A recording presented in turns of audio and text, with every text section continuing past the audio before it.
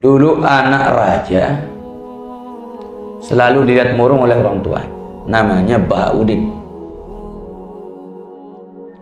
Sedih-sedih melulu dia, ya.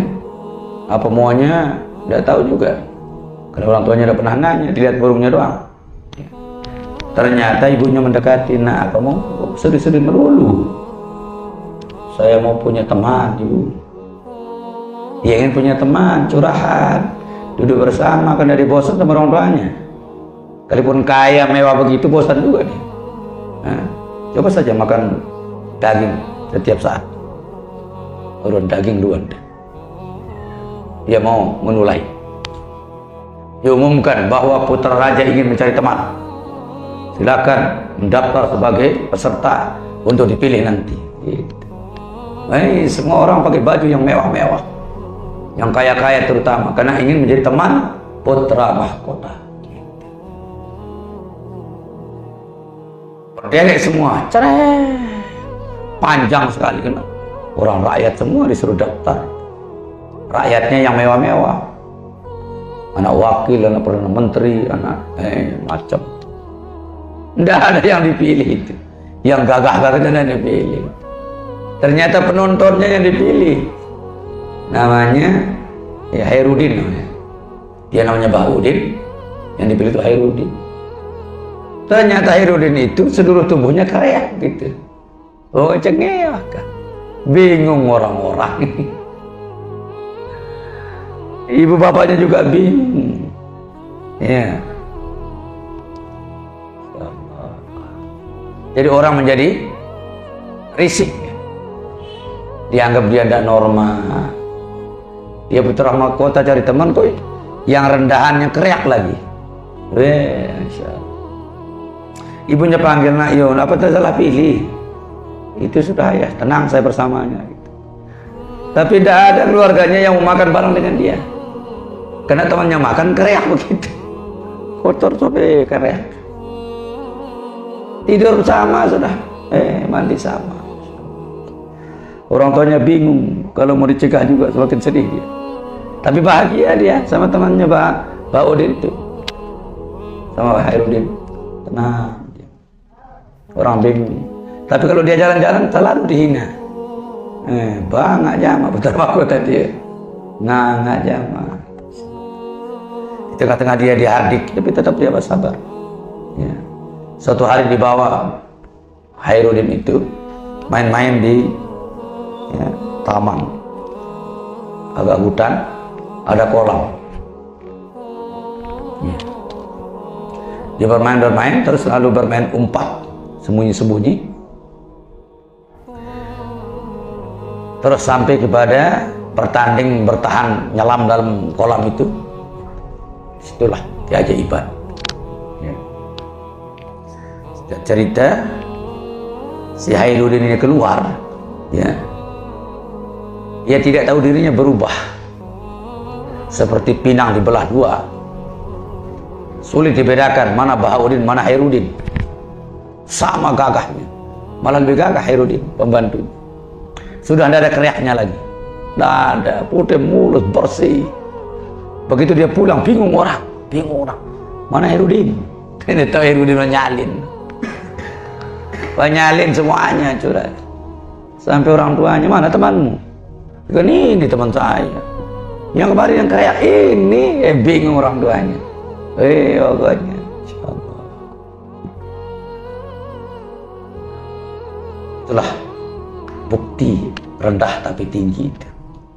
Orang mungkin melihatnya rendah, tapi begitu menjadi nyata, bingung orang.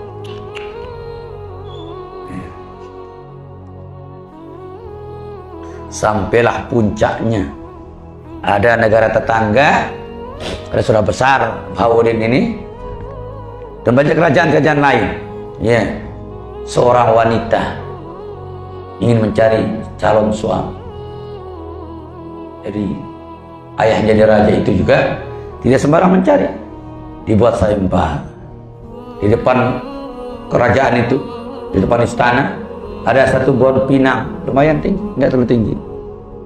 Buahnya cuma satu biji, tapi batangnya dipenuhi oleh ular, berbagai jenis ular dan kalajengking, ya. Tapi jauh rumahnya si Baud ini, jauh rumah. Tapi dia sudah sampai juga undangan. Kalau berminat menyunting putri raja, terkenal cantiknya itu putri raja.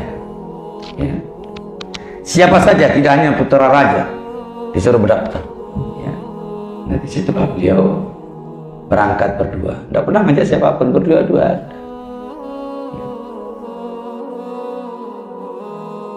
Di pertandingan itu sudah nyampe. Wih, semua berlagak siap, wih, sakti kan.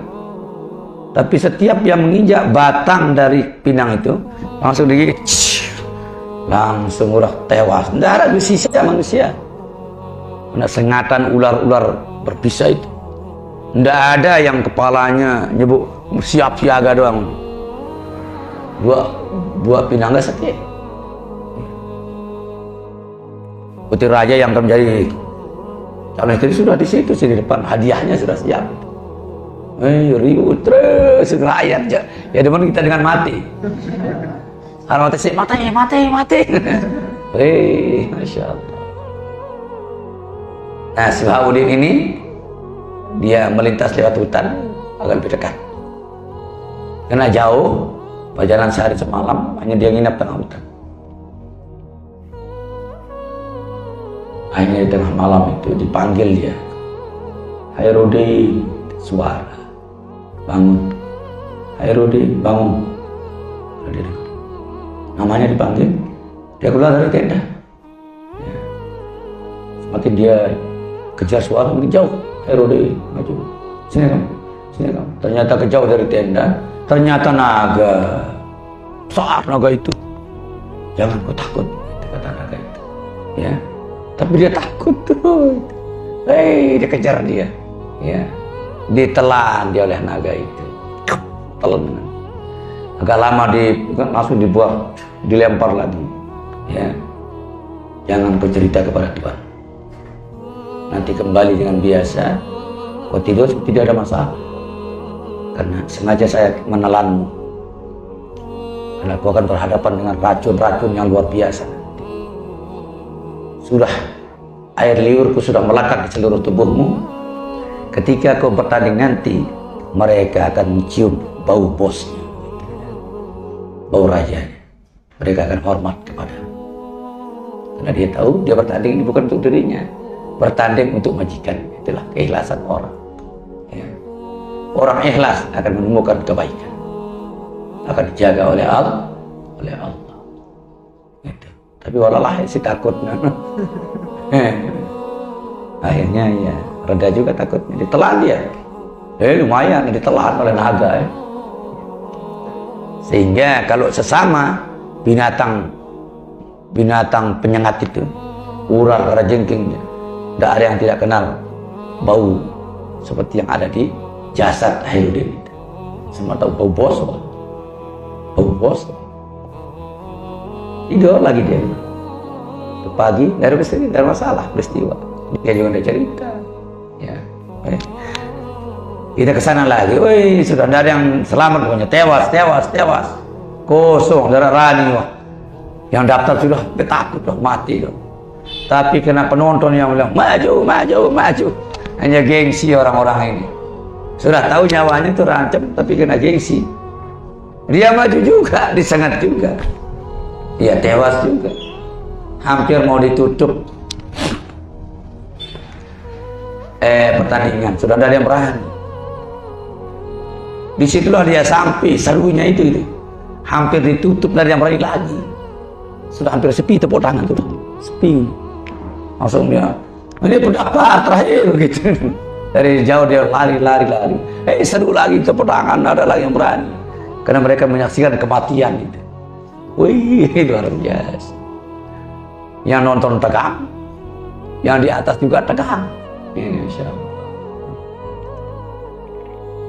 Di tengah ketegangan mereka melihat kenyataan kematian yang luar biasa. Di situ ada keajaiban. Nah, cewek ini melihat Hairudin yang gagah. Andai kata tidak bertanding, sudah mau. Dengan gagah, bertanding nih. Tapi sudah aturan.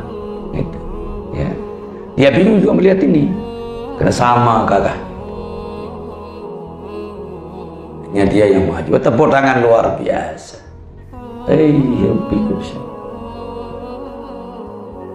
Itu dia maju. Nggak ada yang berani ngangkat kepala ular kala jengking itu. Menyebut, bingung orang. Ada apa dengan orang ini gitu. Penonton dia sejenak. Semua tunduk semua itu. Semua tunduk. Tidak ada yang menganggungkan kepalanya. Ingat seperti tadi. Semuanya tunduk. Menyungkan kepalanya di badan mereka semua. Hanya beliau naik. Tidak berani menginjak ular itu. Juga dicari celah-celah yang tidak ada. Itulah sayang ini. Ya. Sampai dipetiklah pinang itu. Tepuk tangannya luar biasa. Ya. Masya Allah.